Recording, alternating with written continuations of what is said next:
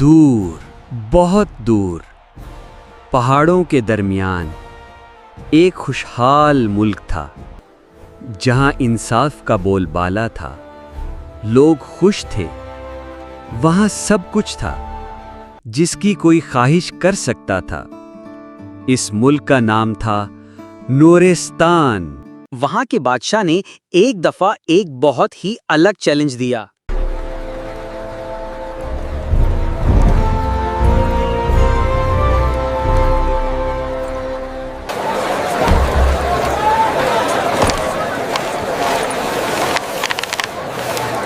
सल्तनत नूरिस्तान के लोगों, सब सुनो ये शाही फरमान।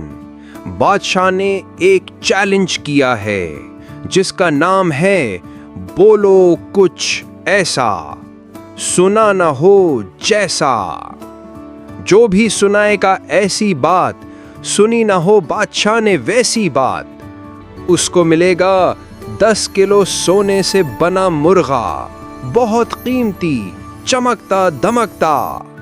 पेश करना है महल में, सुबह से शाम तक खुला है सबके लिए शाही दरवाजा।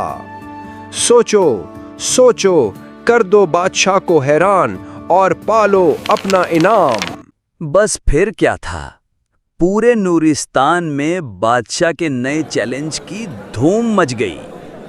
हर गली कूचे में बच्चे और बड़े एक दूसरे से पूछ रहे थे, कुछ ऐसा सोचो जिसे बादशाह ने ना सुना हो। ये सुनते ही मुल्क भर से लोग अजीब व गरीब कहानियां लेकर पहुंचने लगे। हर किसी की अपनी कहानी थी और अपना अंदाज। कोई कुछ कहता तो कोई कुछ। एक ने कहा कि उसने एक मुसाफिर से किस्सा सुना है कि उसने एक चांदनी रात में चांद पर ठाठे मारता समंदर देखा है। ये किस्सा मैं सुन चुका हूं। एक बुजुर्ग मल्लाह ने मुझे बताया था कि चांदनी रात की लहर जब टूटती है तो उसकी झाग आसमान के तारों को छूने लगती है और देखने वाले को यूं लगता है जैसे चांद खुद लहरों में डूबकर खेल रहा हो। तो ये मंजर मेरे लिए नया नहीं।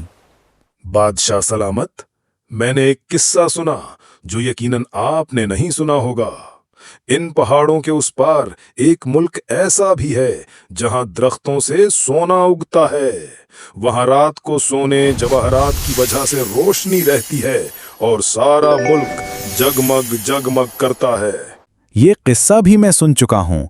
मशरिक के एक पुराने ताजिर ने मुझे बताया था कि पहाड़ों के पार एक सरजमीन है जहाँ ज़मीन इतनी ज़रखेज़ है कि दरख्तों के पत्ते खुद सोने की तरह झिलमिलाते हैं।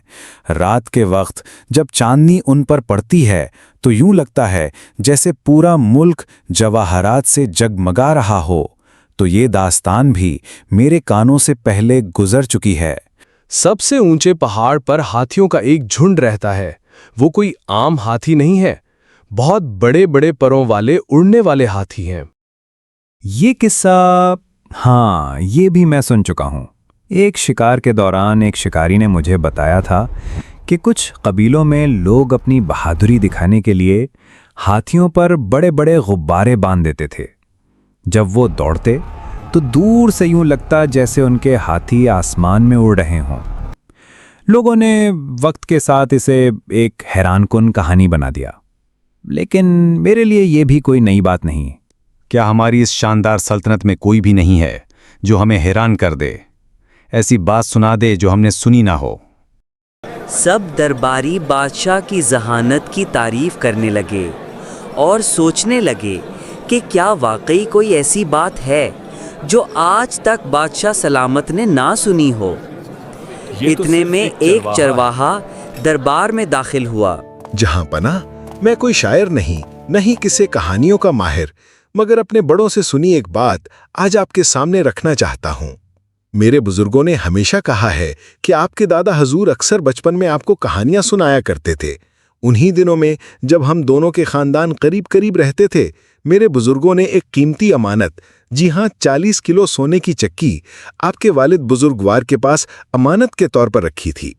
अब बादशाह सलामत, अगर आपने भी अपने बचपन में अपने वालिद से ये किस्सा सुना है तो वो अमानत, वो चक्की मुझे लौटा दें।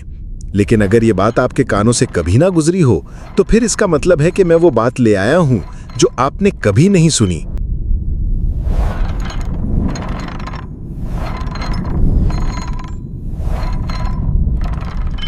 अब अगर तो बादशाह सलामत कहते कि उन्होंने ये बात सुनी है तो उनको 40 किलो सोने से बनी चक्की देनी पड़ती, और अगर कहते कि ये बात नहीं सुनी तो 10 किलो सोने से बना मुर्गा देना पड़ता। तो बादशाह ने फैसला किया, मेरे इल्म के खजाने में हजारों कहानियां हैं, लेकिन सोने की चक्की का ये जिक्र पहली बार मेरे कानों में पड़ा है। तुमने वाकई मुझे हैरान कर दिया है। वजीर, इस जवान को 10 किलो सोने से बना मुर्गा इनाम के तौर पर दिया जाए।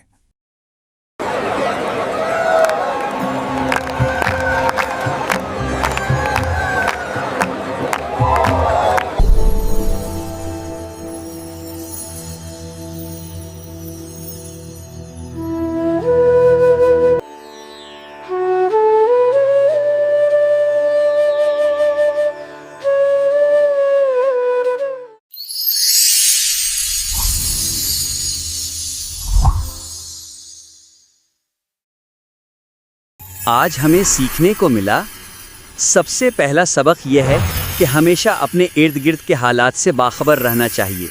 जैसे बादशाह हर कहानी को गौर से सुनते और उसकी हकीकत तक पहुंच जाते थे। यह हमें सिखाता है कि इल्म और सोचने समझने की आदत हमेशा जिंदा रखनी चाहिए। दूसरा सबक यह है कि कभी भी झिझकना नहीं चाहिए। जैसे चरवाहा दरबार के सामने आकर बिना डर के अपनी बात रख देता है। अगर आपके पास इल्म है या कोई हुनर है तो प्लेटफॉर्म के डर को ख़त्म करो और अपने आप को पूरे कॉन्फिडेंस के साथ दुनिया के सामने प्रेजेंट करो। तीसरा सबक यह है कि हमेशा एक्सेप्टेंस और अडेप्टेबिलिटी होनी चाहिए। जैसे बादशाह ने चरवाहे की बात मान ली और ईमानदारी से इनाम भी दे दिया। जिंदगी में जो सच हो उसे तस्लीम करना और उसे एक्सेप्ट करना ही असली अज़मत है। तो इस तरह इस कहानी से हम सीखते हैं कि हमेशा होशियार और बाखबर रहो, अपने हुनर को दुनिया के सामने कॉन्फिडेंस से पेश करो और सच्चाई को ईमानदारी से एक्सेप्ट करो। ये सबक ही असल जिंदगी के राज हैं। अब एक सवाल आप सबके लिए, अगर आप उस वक्त नूरिस्तान में होते तो आप इस चैलेंज में कौन सी कहानी लेकर जाते? अपनी सोच और अपनी कहानी कमेंट्स में लिखिए और याद रखिए, जिस कहानी को मिलेंगे सबसे ज्यादा लाइक्स उस पर हम एक नई वीडियो बनाएंगे। और हाँ, कमेंट्स पर नजर रहेगी। जैसे ही इस वीडियो पर 1000 लाइक्स कंप्लीट हुए, विनर अनाउंस किया जाएगा।